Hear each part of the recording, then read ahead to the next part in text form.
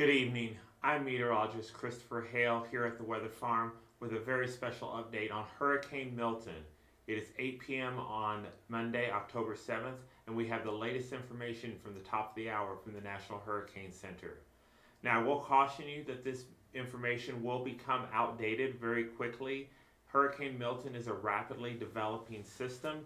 In fact, just 24 hours ago, this was barely a Category 1, marginal Category 2 hurricane. It is now blown up, dropped almost 100 millibars in pressure, and winds are now at 180 miles per hour. So this thing has exploded over the last 24 hours.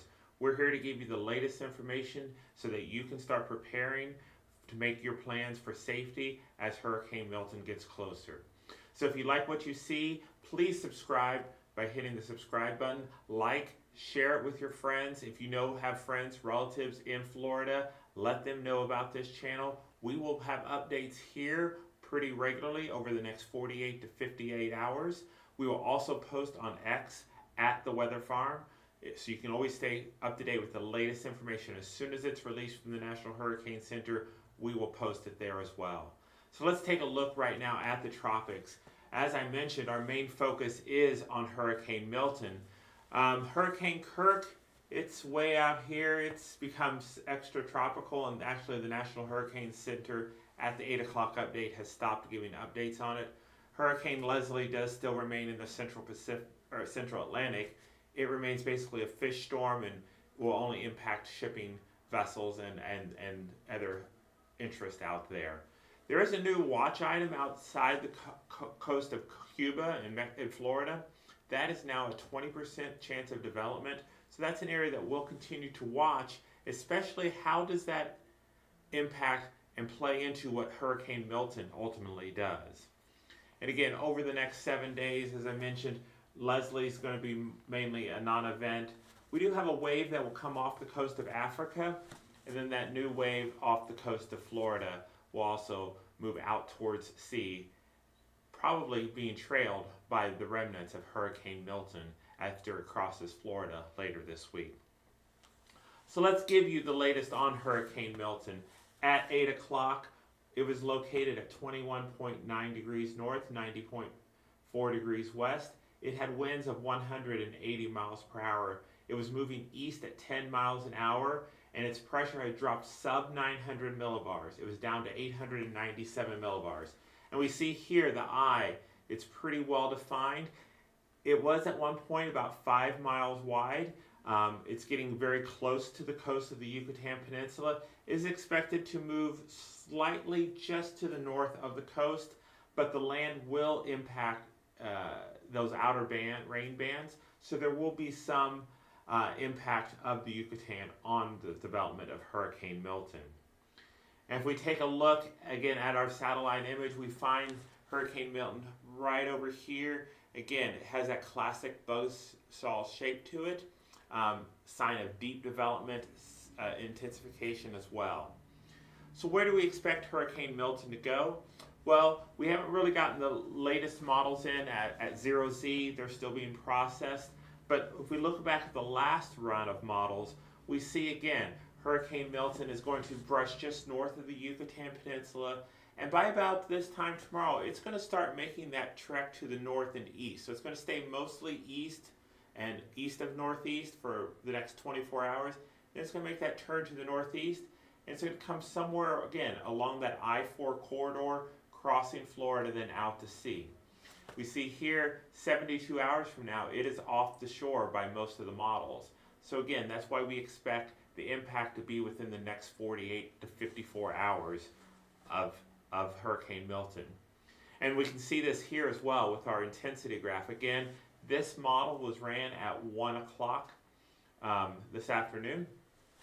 And so we see the strong Category 5, which we know Milton is right now. 12 hours later, so again, let's jump this forward. That's 6Z or 2 p.m. Eastern, 2 a.m. Eastern on Tuesday morning. Still a very strong Category 5. Winds are down from the projected 180 miles per hour, but still Category 5. We jump ahead another 12 hours. So this time tomorrow night when we're talking again, we're still talking about Hurricane Milton as a Category 5.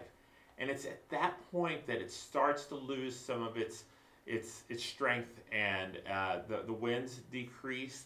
And by the time we look at here, we look at the bottom here, 48 to 60 hours. So again, we expect Milton to be on shore about midnight, Wednesday night into Thursday morning, so about 54 hours from now. We look at it about right here. It's a Category 3, could be down to a Category 2.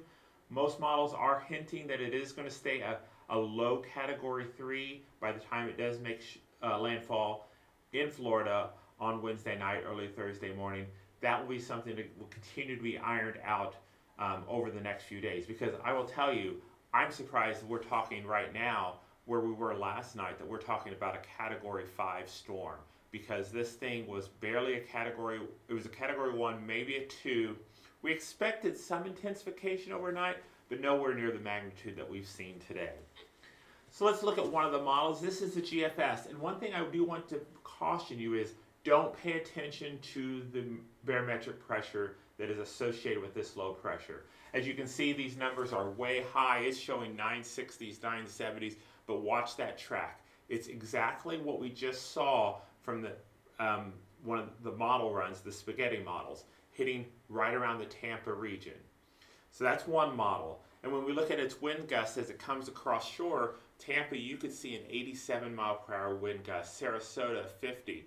The core of the winds by this time early on Thursday morning are still offshore. So it's a little bit further north, the GFS is. It is an outlier. Like I mentioned last night, this model still remains to be an outlier. But let's again look at another model. Again, don't pay attention to the barometric pressures that you see. Just look at the general direction. And we see that the European model also follows that same pattern, east-northeast, and then about 24 hours from now, it's going to start to make that turn to the north and east. And so we see that it makes that turn. The pressures do generally rise. So again, we're looking at the trend in this particular model as opposed to the actual numbers. And again, we see that coming somewhere ashore around Tampa early Thursday morning. And when we look at its wind gust, it has a projected wind gust. It has a much wider wind field than the GFS model does. Tampa is projected a 92 mile per hour wind, Sarasota 80 miles. This particular model wants to keep hurricane strength winds as it crosses the I-4 corridor and keep it a Category 1 as it reemerges on the Atlantic. That will definitely be something that we have to keep watching over the next few days. There's a couple other models I do want to point out. These are the HAFS B and the HAFS A models. They do have a little bit better handle on the barometric pressure. They also are in connection with the location and the path of the hurricane, as we saw from the spaghetti models, we saw from the GFS and the European. So I want to pay attention to these as well. And up here in the upper right, you're going to see a lot of numbers that are going to be moving once we get these models going. Those are going to show you what the minimum barometric pressure is and the maximum winds are at that point.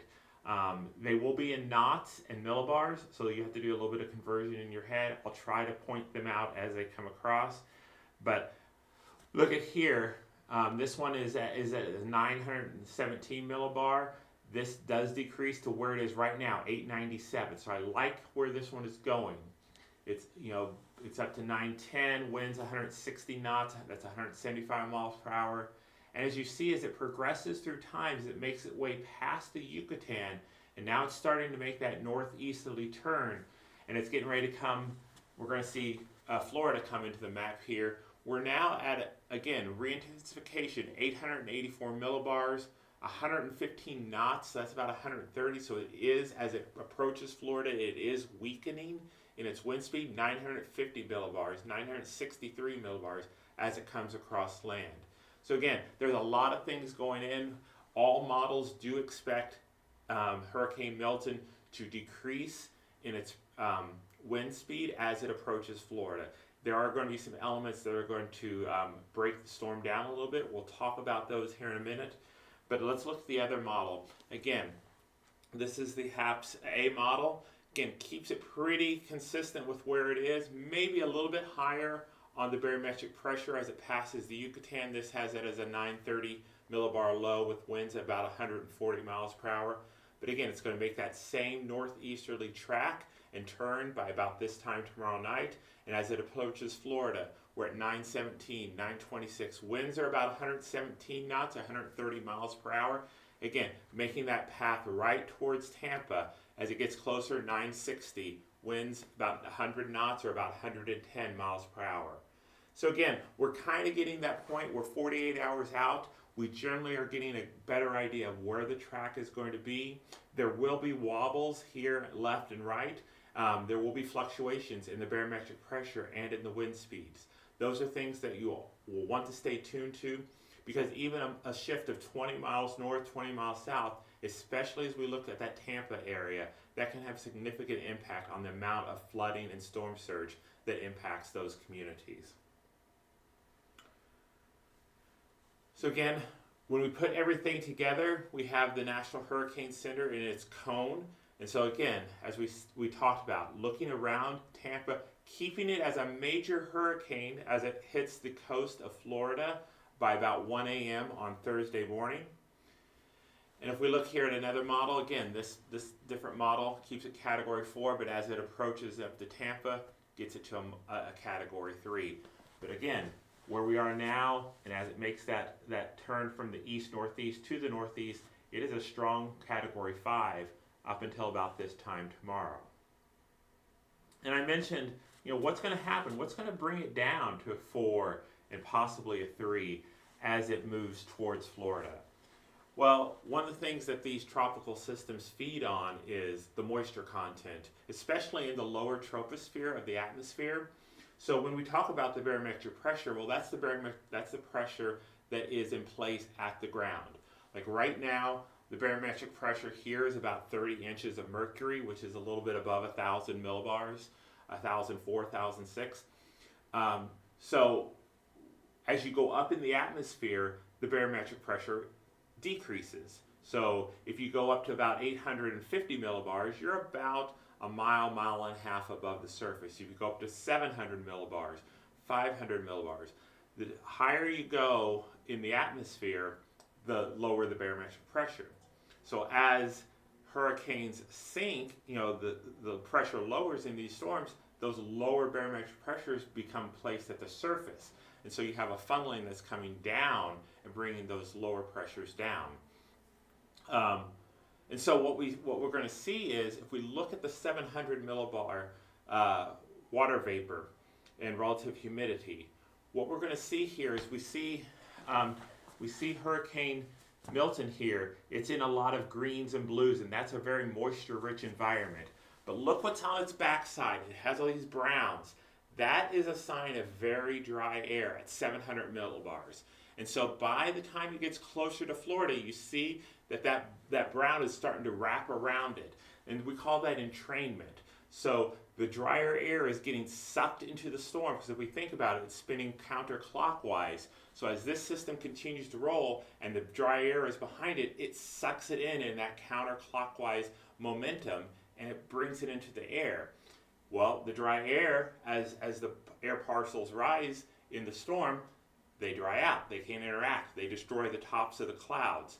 And so a lot of things are going to be working against the system as it moves from 24 hours out to 50 hours or whatever it hits the Florida coast. Dry entrainment is one of those things. Another thing, it's going to, as it moves closer to Florida, the wind shear. If you look at the winds at 850 millibars, they're going to be in one direction. If you look at them about 300 millibars up, they're going to be about perpendicular.